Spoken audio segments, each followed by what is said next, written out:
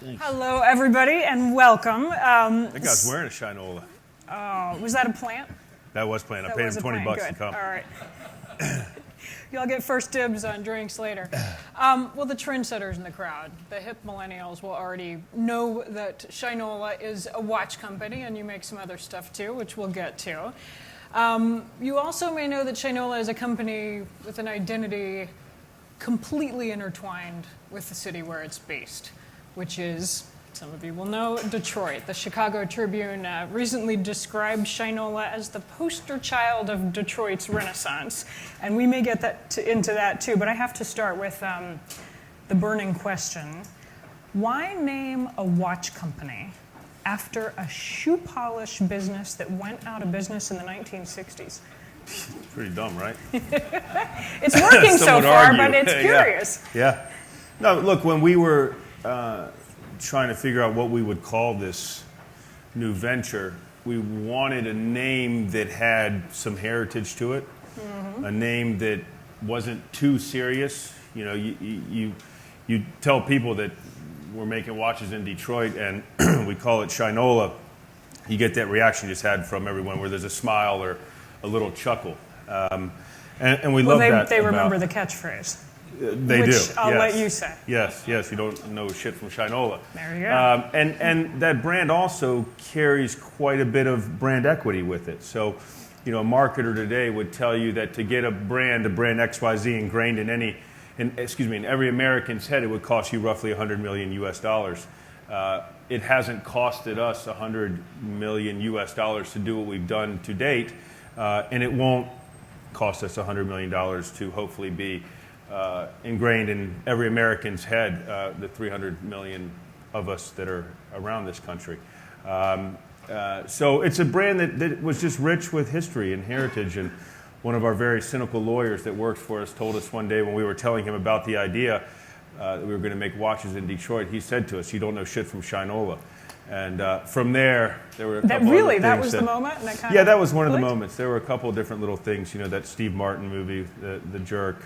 Tom, the guy that I work for, actually was watching that when the idea was sort of bubbling. And there were a couple different factors.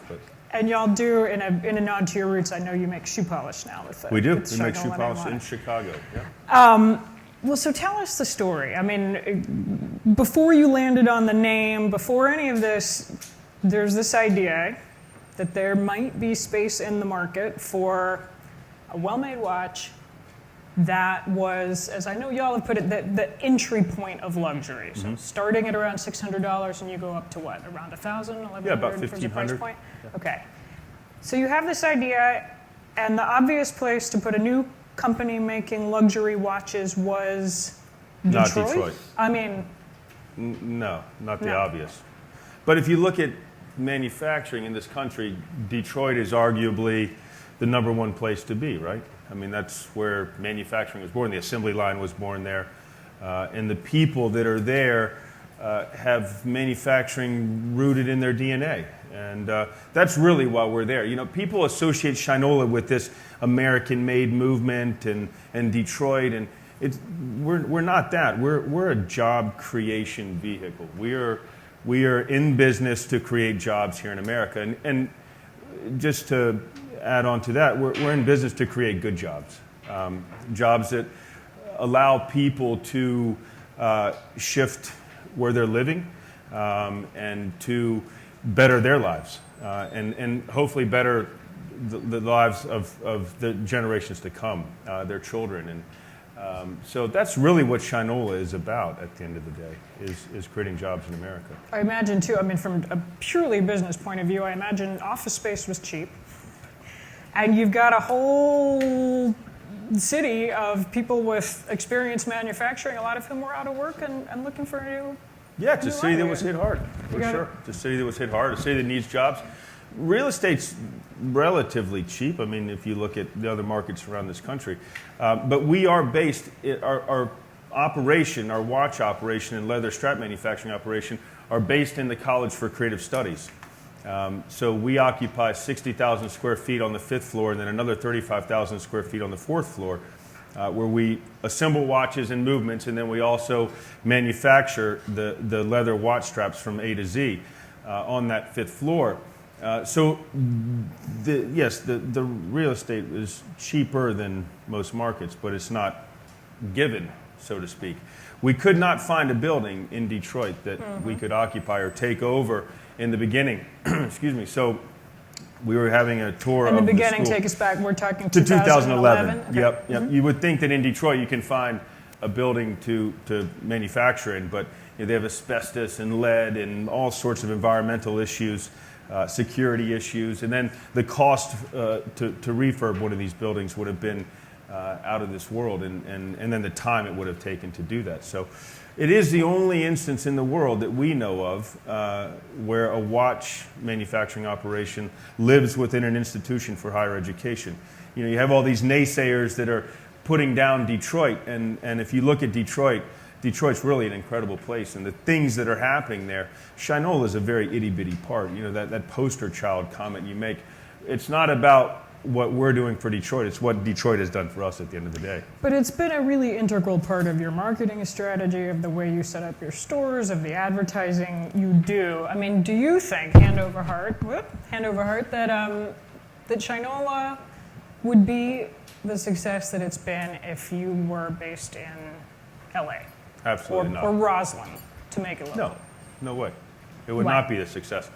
And that's why we say, look what Detroit has done for us, not what we have done for Detroit. I mean, when we went there, we got the gigantic Detroit bear hug, or that Midwest bear hug. The Midwesterners are absolutely incredible, and they just want to help. And that's what we experienced there in going to Detroit from the beginning. The Detroit Economic Growth Corporation was one of the first groups that we met with. And they wanted to give us all sorts of tax incentives and bring us to town. And we didn't take any of that stuff. Really? Yeah, we didn't take any of the turned down a incentives. tax We incentive did. as a startup Yeah. company? We did.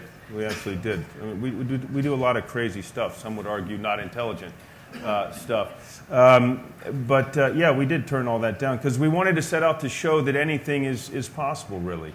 And it does take money, in all fairness. I'm not saying that it was easy or it doesn't take money, but we did not take those incentives. And those people, they really wrapped their arms around us. The second time that we went to Detroit to explore moving the operation there was a room like this of people that wanted to help and knew ways they could help. And they've helped tremendously. And back to your question, we would not be where we are had we done this in any other city in the United States. You talked eloquently there about how you were welcomed when y'all arrived with this Midwestern bear hug, which is lovely. I want to let you answer some of your critics who have raised that point exactly, that the leadership parachuted in, that you're not really from Detroit, that this slogan and corporate identity you've built up about being made in Detroit. You put the watches together there, but with parts mostly coming from Switzerland, coming from China, other places. I mean, and then it's not just the odd blogger. The FTC was raising questions about it this week. Do you think you're treading a very fine line, promoting a product as being what I think most people will hear, made in the USA? We don't when say parts made are in from the all over the USA. world. You don't. But do you We think do not. most customers hear the difference between built in Detroit and made in the USA? Look, it states it very clearly. I'm not going to comment on the FTC. But what I will say is that we are extremely transparent. And if you go to shinola.com, you can see where every single component comes from. We have not pulled the wool over the eyes of anyone. You all are more than welcome to come to Detroit anytime you wish. We welcome people into the factory. We've always had our doors open to media. We've stuck true to what we said we were going to do. And what we said we're going to do is we're going to create jobs, and we're going to create damn good jobs, and we've created 535 jobs today. 535 people currently Yes, employed in the entire by Chanel. operation. Okay. That's globally. And about 280 or so of those 500 jobs are actually manufacturing jobs in Detroit. So, Any plans to start moving production of some of the parts and inner workings to Detroit? yeah, we are. We're becoming more and more vertically integrated. Step by step, we have begun printing and pad printing, so screen printing and pad printing dials, and that's the art piece to dials. So we wanted to prove to ourselves that we could do the art piece, And then we can go and do the scientific piece, so to speak, which is stamping and electrowelding 2 little feet that sit on the bottom of a dial, and then painting the base color onto the dial eventually. So that operation will be up and running in full force by the middle of the spring. So we'll be making our dials in Detroit. And we are the first guys that we know of to bring a dial manufacturing operation from Taiwan to the United States. One more question just on the whole idea of launching a startup watch company in, first watch was sold in 2013, is that right? 2012. 2012. What strikes me as so interesting about that is by then watches were already made obsolete in a way by cell phones. I mean, nobody needs a watch anymore to tell time. And yet you've launched this very successful company convincing people to buy something that, strictly speaking, almost none of us need. It seems like you've tapped into some sort of nostalgia. Would you agree with that? Yeah, I mean, maybe. But wait a minute, let's step back. I don't know that watches are obsolete. I mean, the global watch industry. How many people are wearing a watch in this room or wear one every day? All right, we got maybe I would maybe say half. 3/4 of the room are wearing watches, if not more. But look, I mean, the global watch industry is a multi-billion-dollar industry. It's a massive industry. So watches aren't obsolete, and I think we are going back to, or we believe that we humans are going back to where we want this tactile thing. You know, we want that experience with product. It's kind of like our food. You know, when you go to the grocery store and you buy that dozen eggs, you want to know where those eggs come from. You want to know the chicken's name and the farmer's name and where they're from, and, you know, did the chicken roam free and all that. You know, and that's what we're seeing happen in the consumer goods arena, right? Is that people want to understand where this thing is coming from, and watches are part of that, right? You know, you can. We're getting the 5-minute mark. So you know, you look. I don't think watches are going anywhere, and I'll leave it at that. I think watches are going to be around forever. It seems though like I wonder if one lesson to draw from this for others who are thinking about launching a company or thinking about growing a company is, you have to make a good product. That goes without saying. Absolutely. If you want to be successful. Yep. Do you also have to have some sort of story that makes me want to be part of it? Yeah, 1,000%. I mean, that's what we're about. We are storytellers. And we tell a very rich, real story. Human stories, product stories, location stories, etc. And you know, that's what we believe that we consumers want today. Who wants to go buy another widget? I mean, we can go buy widgets all day long, but how exciting is it to buy something where you know who made it and why they made it and where they made it and etc. You know, it goes back to that whole food analogy that I talked about a few seconds ago.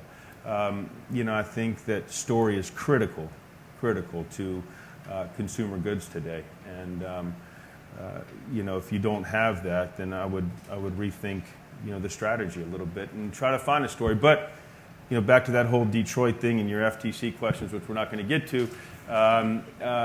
Be real, right? Be authentic.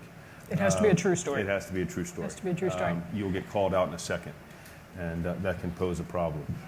We mentioned catchphrases at the beginning, and I heard a rumor, which I'm hoping you can help me confirm, which is that break time on the assembly line is announced by a voice that yells "yabba dabba doo." Indeed, yes. Indeed.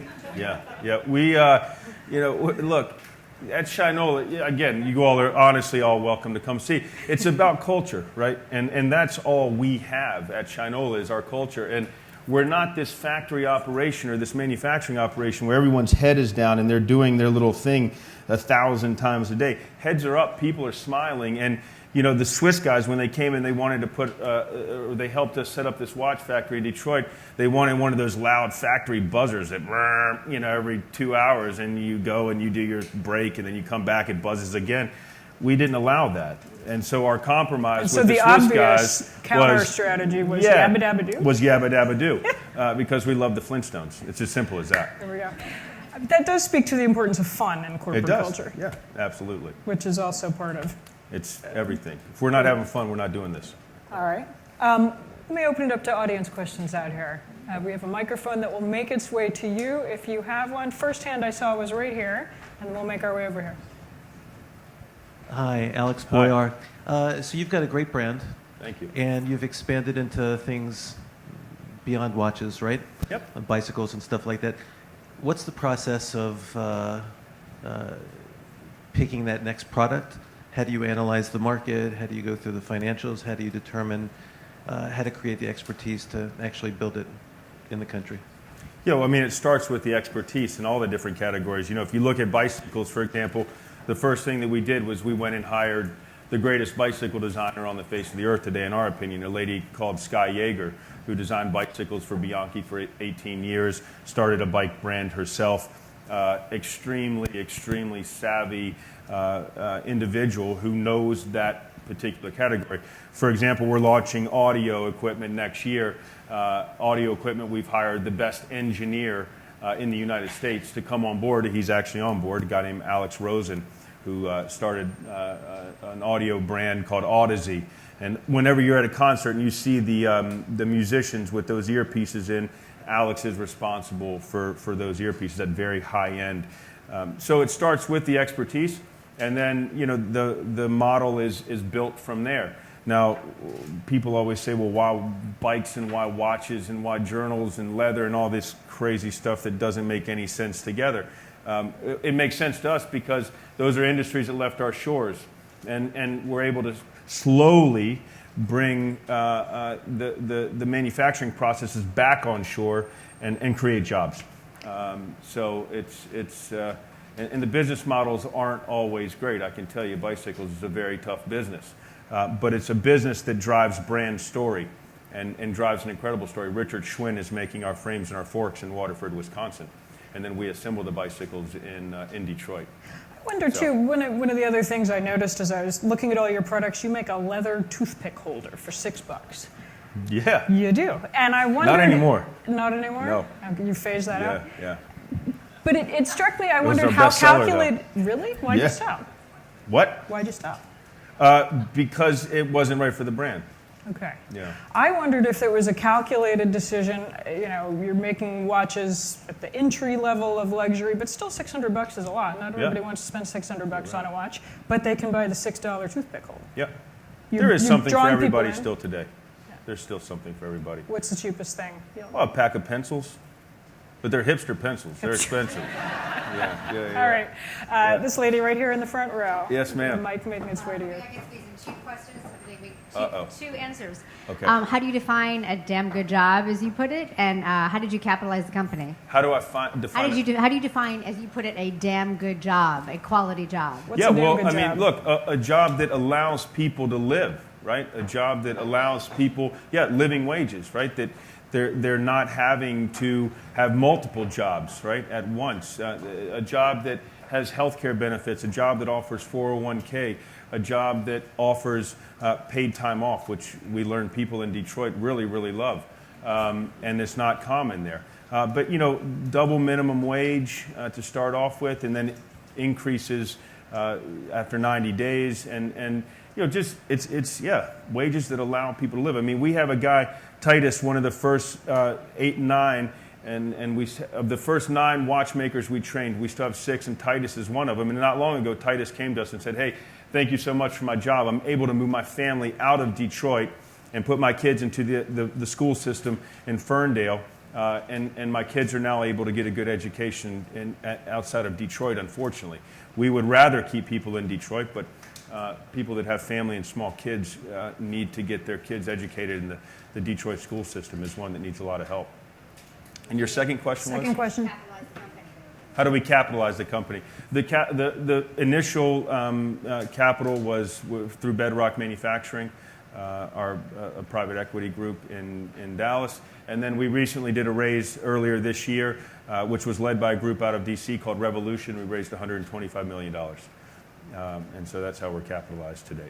Any plans to take the company public? No comment. We got another question right Maybe here. one day. Yes, ma'am. Thanks. Shelley Porgas with Entrepreneurs for Hillary. Hi, So Shelley. if you could ask the next president of the United States anything for small businesses, what would that be?